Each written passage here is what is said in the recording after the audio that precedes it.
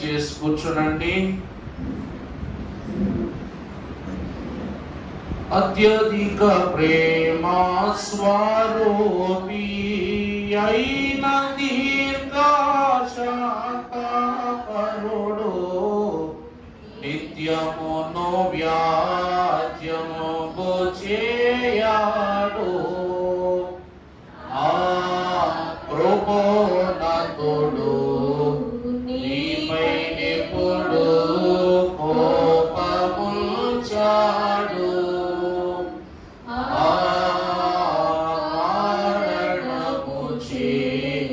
దేవ సంస్తుతి చేయవే మనసా.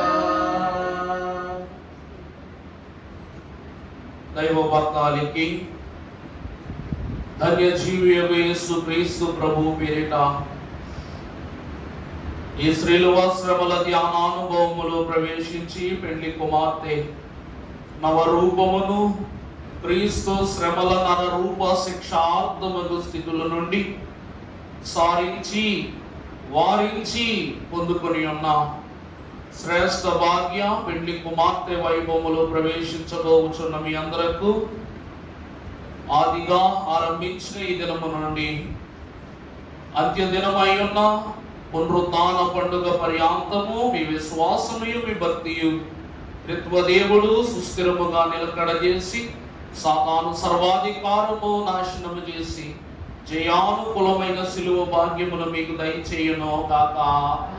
ఆమేన్. ప్రభువు యొక్క ధన సమయమును బట్టి మరిక పలకరింపులకు సమయము లేదు కనుక దేవుని యొక్క వాక్కు ద్వారా గత కొన్ని మాసములుగా ఒక అంశము మీద దేవుడిచ్చిన దర్శన ఫలాన్ని బట్టి మరి వినటానికి కొత్తగా ఉంటది. దేవుడు వారికి వీరికి కనపడతాడు కానీ నాకెందుకు కనపడ్డాయి అని అనుకుంటాం. కానీ కాలము పరిపూర్ణమైనప్పుడు దేవుడు తన కుమారుని పంపినట్లుగా ఎవరి కాలము దేవుని తలాంతు యందు పరిపూర్ణమగునో ఆ సమయమున ఆయన జరిగించుకొనదలుచుకొని ఉన్న ఏ విషయమైనను కూడా వారు ఎట్టివారైనా వారి ద్వారా ప్రభువు ఆ క్రియానుకూలమైన స్థితులను జరిగించి వేస్తానని సెలవిచ్చారు. అందుకే ప్రభువునకు ప్రియులారా, యేసు క్రీస్తు ప్రభువును గురించి ప్రభువు మనకు ఇలాగున తండ్రి అయిన దేవుడు దైవజనుని ద్వారా సెలవిస్తూ రాసిన కీర్తన మీరందరూ పాడుతారు ఆ పాట. ఎట్టి వారినైనా ఏ స్థలమునందైనా పట్టి రక్షించుటకై పాట్లతో తండ్రికి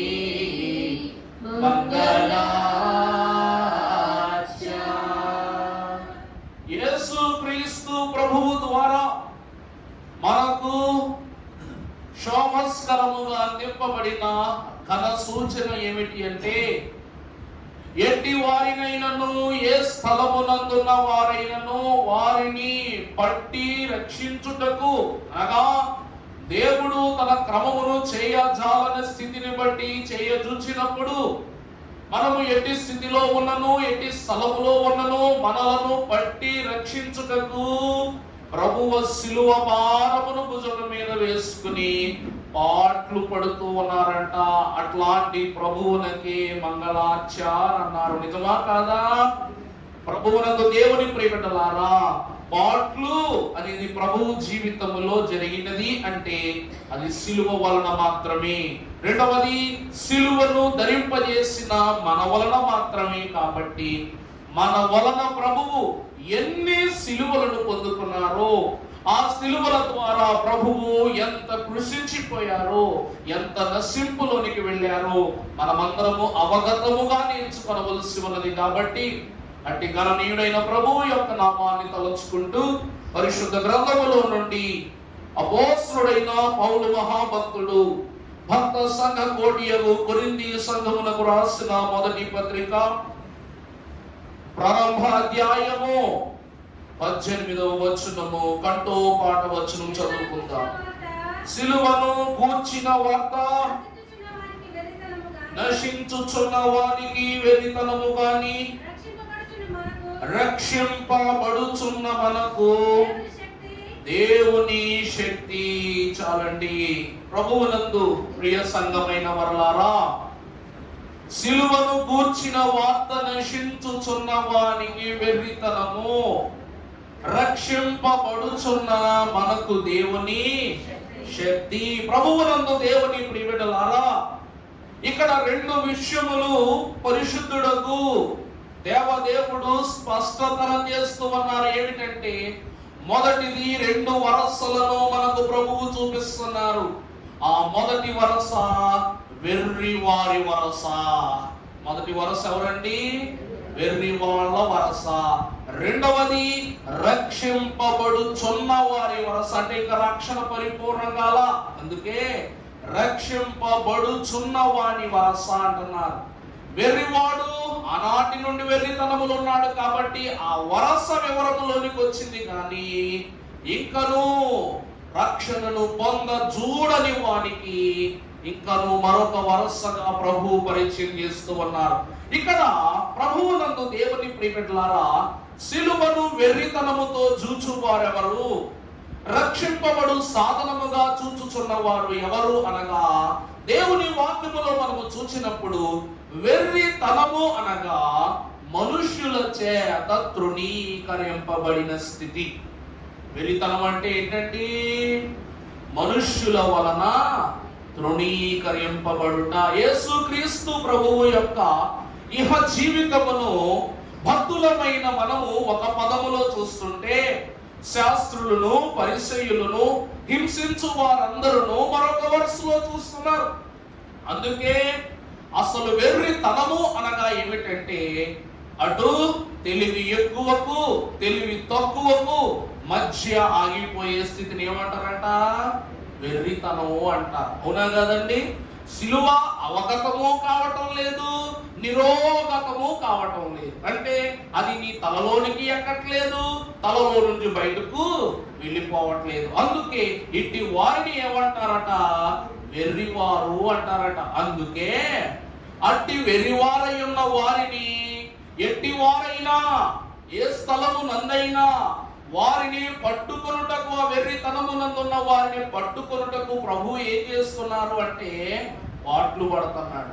తెలివైన వాడికి ఒకసారి చెప్తే అర్థమవుద్ది, తెలివి తక్కువ వానికి పలుమార్లు చెబితే అర్థమవుద్ది. కానీ వెర్రి వానికి ఏ రీతిగా చెప్పినా అర్థం కాదు. కాబట్టి ప్రభు వారి విషయమై ఏం చేస్తున్నారంట?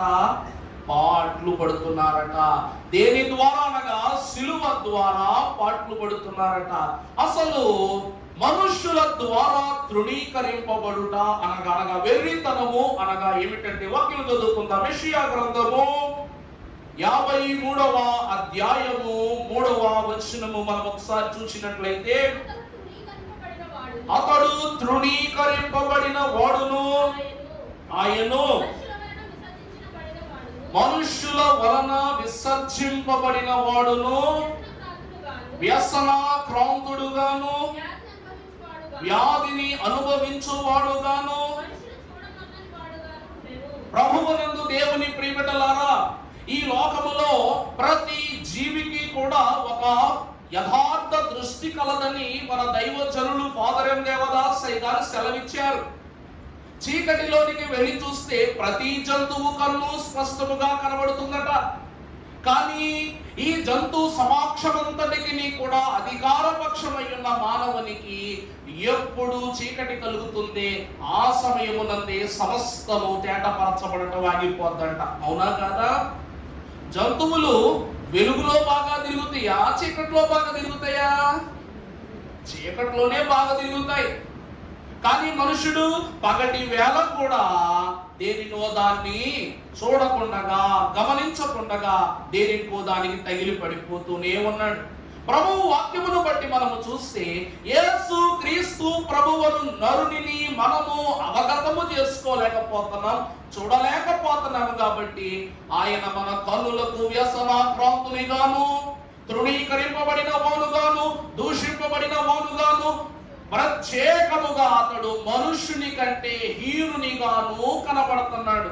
అందువలన దైవజనులు అంటున్నారు, మనము చూడలేకపోతున్నాము అంటే అక్కడ అది లేదు అని కాదట, మనకు కళ్ళు సరిగా కనబడటం లేదు అని. అందుకే పరమభక్తుడైనటువంటి యోహాన్ అంటాడు ఏమని, ప్రభు యేసు నా రక్షక, నొసగు కన్నులు నాకు నిరతము నేను నిన్ను చూడ. అంటే నా కన్నులు లోకము వైపు మళ్ళీపోయినాయి ప్రభువా.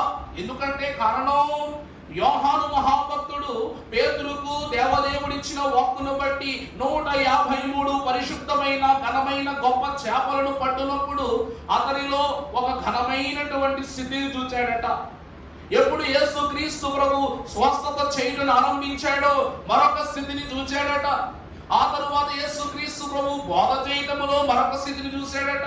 పునరుద్ధానుడైన తరువాత అతన్ని హత్తుకోవటంతో నాకు అన్ని ప్రభువు గురించి తెలిసిపోయి అనుకున్నాడంట. కానీ ప్రకటన గ్రంథము 1వ అధ్యాయము చివరి వచనాలు మనము చూస్తే, ఇదిగో నేను చూచుచున్న వ్యక్తి కొరిమిలో నుండి తీయబడినటువంటి పుటము వలె అతని యొక్క పాదములు మండుచూ ఉన్నవి, అతని నేత్రములు ప్రజ్వలించుచున్నటువంటి అగ్ని వలె వెలియుచూ ఉన్నవి, అతని చేత కుడి చేత 7 నక్షత్రములు గలవు అనేటువంటి మాటను అతని సమీపించుటకు నాకు ఏమి లేదు అనగా శక్తి లేదు అనే మాటను యోహానే స్పష్టం చేస్తాడు. అందుకే యేసు ప్రభువా నా రక్షక, నొసగు కన్నులు నాకు, ఇప్పటికీ కూడా నేను నీ యొక్క పరిశుద్ధమైన పరిపూర్ణ రూపాన్ని చూడలేకపోతున్నానని యోహాను పాడుతున్నాడు. ప్రభునందు ప్రియులారా, సిలువను చూచుకొలది మన మనస్సు ఎలా అయిపోతుందంట అంటే అర్థం ఏంటి?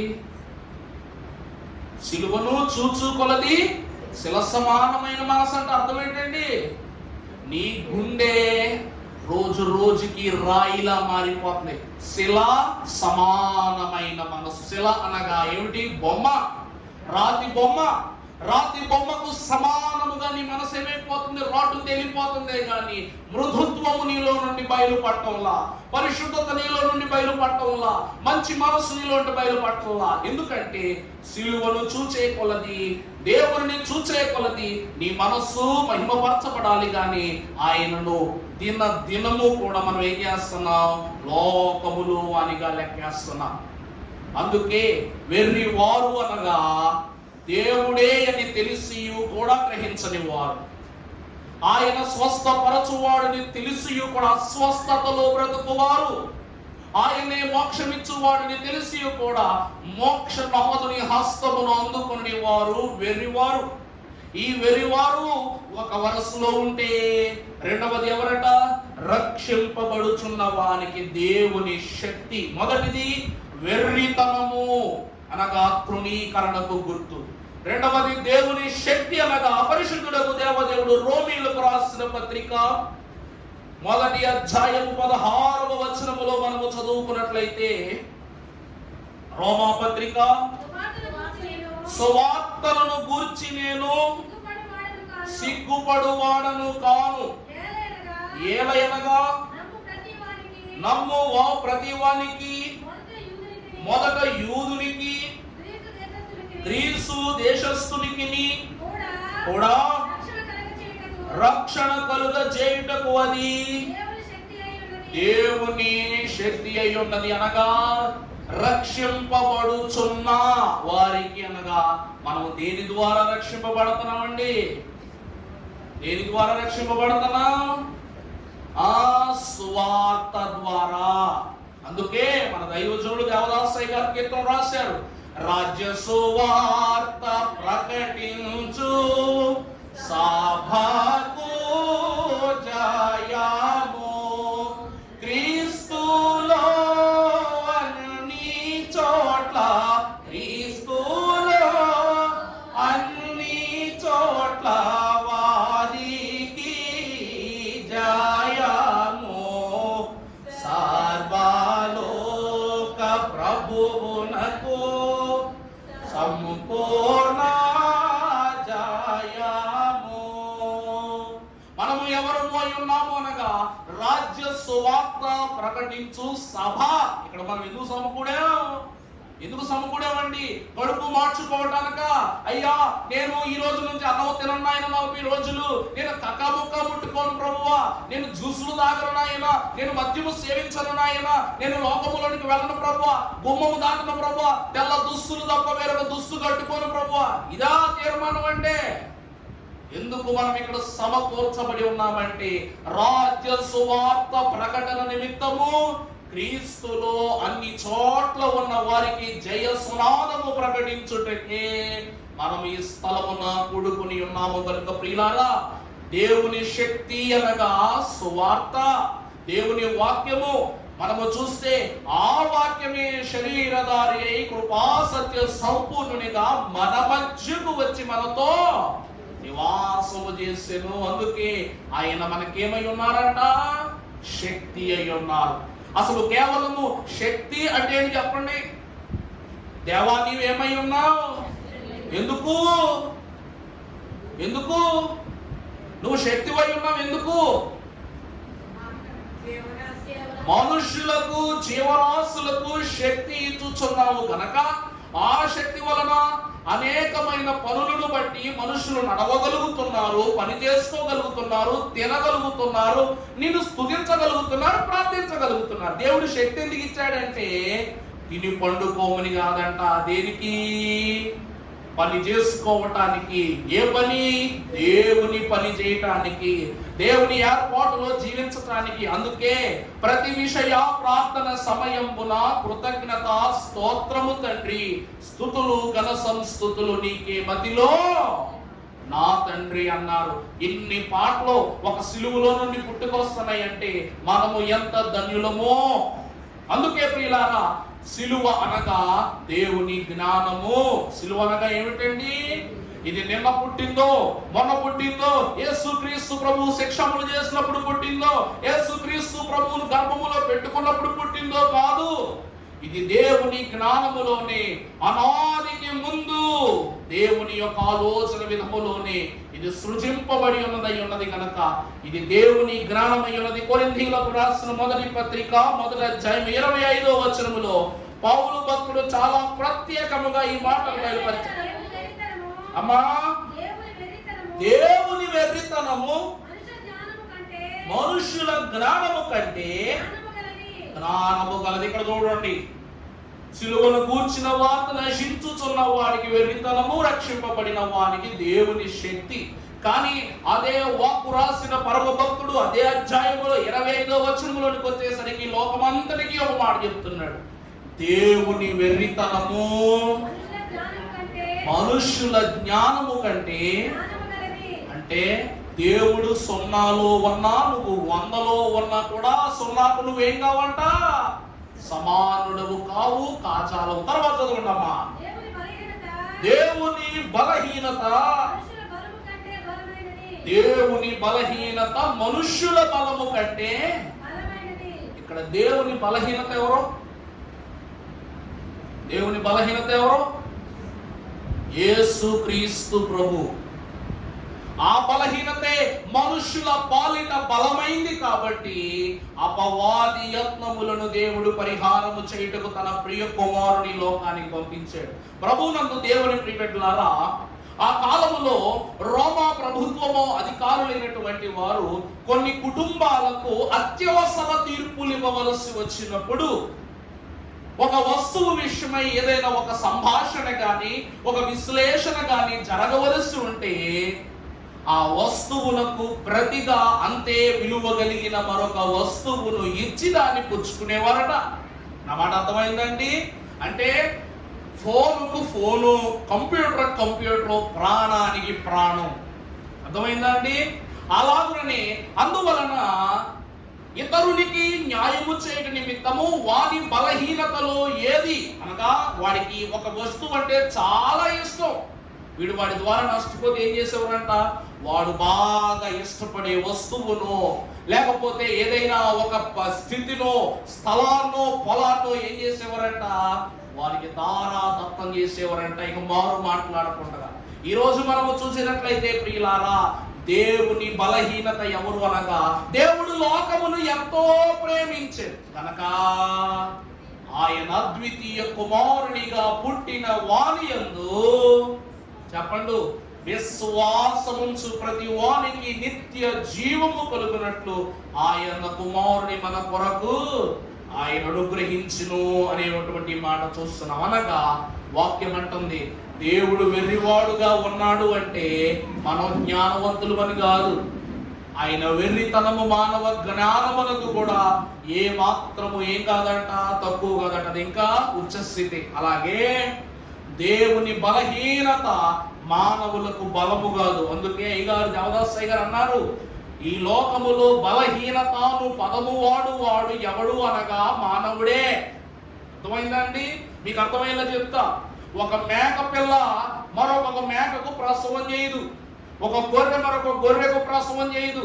ఒక ఆవు దూడ ఒక గేదె దూడ ఒక దూడకు ప్రసవం చేయదు. నిజమా కాదా? ఈ లోకములో తోటి జంతువు మరొక జంతువుకు ప్రసవం చేయదు. కానీ ఒక మనిషికి ప్రసవం చేయాలంటే ఆసుపత్రులు, అంబులెన్సులు, డాక్టర్లు, డబ్బులు, అందులో కూడా బతుకుతాడో లేదో అన్న కంగారు. అవునా కదా? అంటే బలహీనులుగా ఉన్నది మనుషులా జంతువులా? చిన్న పురుగు కూడా తోటి పురుగు సహకారం లేకుండానే పుట్టుకిస్తుంది. 1000 గుడ్లు 1,00,000 గుడ్లు పెట్టే చేపలు కూడా ఎవరి వైపు పట్టించుకోకుండానే పొదుగుతాయి. కానీ మానవుడు ఒకే ఒక్క ప్రాణమునకు జీవాన్ని ఇవ్వాలంటే మాత్రం అహోరాత్రుడు తప్పించిపోతున్నాడు, అలసిపోతున్నాడు, సమసిపోతున్నాడు. ఎందుకంటే మానవుడు జన్మతః బలహీనుడు కాబట్టి. జన్మతః ఎవరండి? బలహీనుడు. ఈ లోకంలో ఒక మాట చెప్పండి, మానవుడు బలవంతుడు అని చెప్పబడిన ఒక రోజును మనం ఏ రోజైనా జ్ఞాపకం చేసుకున్నామా? దేవుని వాక్యం అంటుంది అదే. అందుకే ప్రభువు కూడా అయ్యగారి ద్వారా రాయించారు, నీ బలహీనత తట్టు చూడకబ్బాయ్, నా బలము తట్టు చూడు నాయనా.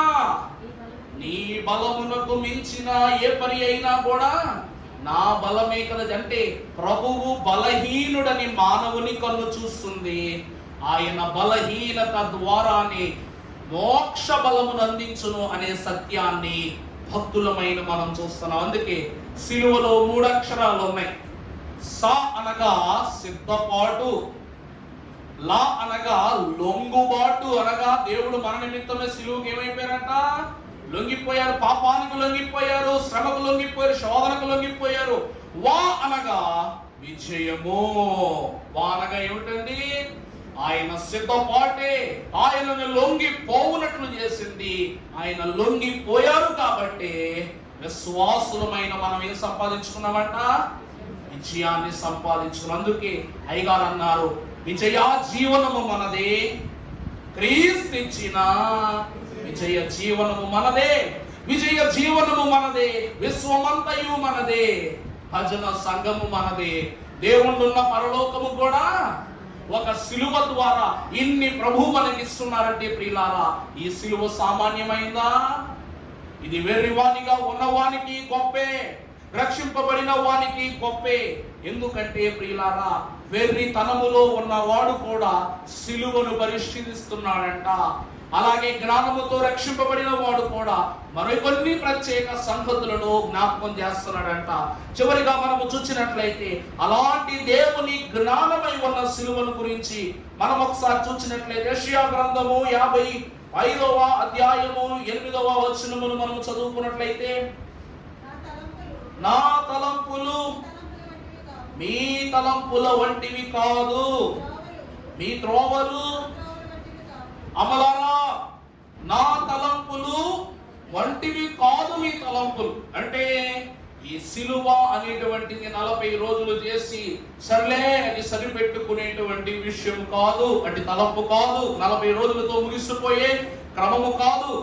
రెండవది ఆ తర్వాత నీ త్రోవలు నా త్రోవల వంటివి కాదు, ఇదే యెహోవా అనగా నా క్రియల వంటివి కాదు నీ క్రియలు. నువ్వు ఈ 40 దినాలు చేయడం ద్వారా, సిలువలో శ్రమ అనుభవించుట ద్వారా పునరుద్ధానమునే నీవు పొందు అని అనుకుంటున్నావు. కానీ పునరుద్ధానము నీవు తలంచిన తలంపునకు అనూహ్యము, నీ తలంపునకు అది అనానుభవము. కాబట్టి దేవుని యొక్క వాక్యం అంటుంది సిలువ అనగా దేవుని తలంపు. ప్రభు ఏమంటున్నారు తెలుసా?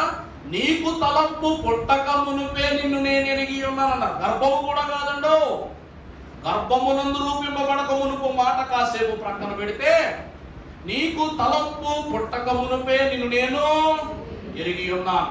ఈ తలంపులో నుండి దేవుడు మరి ఎందుకు గొప్ప తలాంతునిచ్చాడు? 28 సిలువలను నాకు అవగతం చేశారు. దాని పరిశోధనే ఈ యొక్క వెర్రితనము, రక్షింపబడిన దేవుని శక్తి. ఈ రోజుకు మాత్రం ఈ 28 సిలువలు హెడ్డింగులు చెప్తాను. ఒకసారి రాసేసుకునే వాళ్ళు ఉంటే రాసేసుకోండి. రేపటి నుండి ఒక్కొక్క సిలువ కూడా క్రమానుగుణ్యంగా ఒక్కొక్క సిలువలో ఉన్న ప్రతి సంగతిని, ప్రతి భక్తుని, అందులో ఉన్న నిన్ను కూడా జ్ఞాపకం చేస్తూ వాక్యాన్ని తెలియజేస్తాను. మొదటిగా అనాది సిలువ. మొదటి సిలువ అనాది సిలువ. రెండవ సిలువ ఆలోచన సిలువ. మూడవ సిలువ అంగీకార సిలువ. రాసుకున్నారు 3. నాలుగవది విశ్వాస సిలువ. విశ్వాస సిలువ. ఐదవది గర్భమందు సిలువ. ఆరవది గొర్రె పిల్ల సిలువ. ఏడవది తిరస్కార సిలువ. ఎనిమిదవది ఆది యందు సిలువ. తొమ్మిదవది కర్ర సిలువ లేకపోతే మ్రాను సిలువ. రెండింటిని రాసుకోవచ్చు. కర్ర సిలువ లేకపోతే మ్రాను అనగా రెండు ఒకటే కాబట్టి మ్రాను సిలువ. 10వది అతిశయ సిలువ. 10వది అతిశయ సిలువ. 11వది నిబంధన సిలువ. 12వది ఆదరణ సిలువ. 12వది ఆదరణ సిలువ. 13వది శోధన సిలువ. రాసుకున్నారా? 13వది శోధన సిలువ రాసుకున్నారమ్మా? తరువాత 14వది సమర్పణ సిలువ. 14వది సమర్పణ సిలువ. 17వది సహవాస సిలువ. 17వది సహవాస సిలువ. 16వది గెత్సెమనే సిలువ. 17వది సంఘము యొక్క సిలువ. 17వది సంఘము యొక్క సిలువ. 18వది సాక్ష్యమిచ్చు సిలువ. 19వది శిష్యుల సిలువ. 12 మంది అపోస్తలుల యొక్క సిలువ. 20వది సమాధాన సిలువ. 20 పడుకో సమాధాన సిలువ. 21 దొంగ సిలువ. 21 దొంగ సిలువ. 22 హతసాక్షుల సిలువ.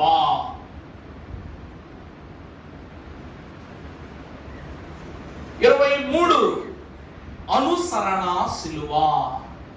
అనగా అనుసరింప చేయబడు సిలువ, అనుసరణ సిలువ. 24వది నిత్య జీవ సిలువ. 24 నిత్య జీవ సిలువ. 25 విశ్వాసి సిలువ. మొదట్లో విశ్వాస అని చెప్పా, ఇక్కడ విశ్వాసి సిలువ. 26 అంతరంగ సిలువ. 26 అంతరంగ సిలువ. 27 అసూయ సిలువ. 27 అసూయ సిలువ. 28 అనంత సిలువ. మొత్తం 28. ఎక్కడైనా కన్ఫ్యూజన్ ఉంటే అడగండి, చెప్తాను. ఇక్కడే అడిగేసి చెప్తాను. రెండవది ఆలోచన సిలువ, మూడవది అంగీకార సిలువ. ఇవి మొత్తం 28 తలంపులు. వాక్యమంతా కూడా విస్తరించున్నాయి. మనకు తెలిసిన సిలువ సువార్తలో ఉంటే, పౌలు భక్తుని వివరణలో ఉంటే, అసలు సిలువ లేకుండా సృష్టి పునాదియే లేదని పరమ భక్తుడు మన ఆత్మీయ తండ్రి గారు ఫాదర్ అండ్ దేవదాసయ్య గారి యొక్క పరిశోధనలో భాగంగా, ఆయన సన్నిధిలో భాగంగా దేవుడు చాలా గర్వంగా చెప్పుకుంటున్నాను నేను, దేవుడు నాకు తలంపించిన 28 సిలువలు ఇప్పటి వరకు దేవుడు ఇటు స్థితిని ఎవరికైనా కలిగించాడో లేదో నేను ఎరుగను, కానీ ఈ సిలువలను బోధించుటకు సిద్ధపడిన విషయాన్ని బట్టి దేవుడే గొప్ప తలంపు ధన్యత దేవుడు నాకు అందించారు. బట్టి అటు స్థితిని భాగ్యమును అందించి ఈ సిలువ భారములో 28 సిలువల వివరణ బాధ్యతను నాకు అప్పగించిన దేవునికి మహిమ కలుగును గాక. ఆమేన్. 28 సిలువలలో రేపటి నుండి ఒక్కొక్క సిలువ చొప్పున 28 రోజులు, ఆ తరువాత తదుపరి ఉన్న దినములు ఈ సిలువ ద్వారా సంప్రాప్తింపబడినటువంటి సూచనా స్థితులు మనం జ్ఞాపకం చేసుకొని క్రమాన్ని ముగించుకుందాం. దేవుడికి మహిమ కలుగును గాక. ఆమేన్. ఈ సమయమున ఈ 28 సిలువలు మనకు దేవుడు అనుగ్రహించు, ధ్యాన శక్తిని అనుగ్రహించమని ధ్యానం జరిగించుకుందాం. మోకరించగలిగిన వారు మోకరించండి. పక్క వాళ్ళకి ఇబ్బంది కలిగించకుండా మోకరించేవారు మోకరించండి, నిలబడేవారు నిలబడండి. ఇది సమయము దేవుని యొక్క విస్తార పరిశుద్ధ సమయము గనక ప్రభు వైపు చూస్తూ ధ్యాన ప్రభావములో దేవుని నామాన్ని తలంచుకుంటూ ధ్యాన క్రమాన్ని జరిగించుకుందాము.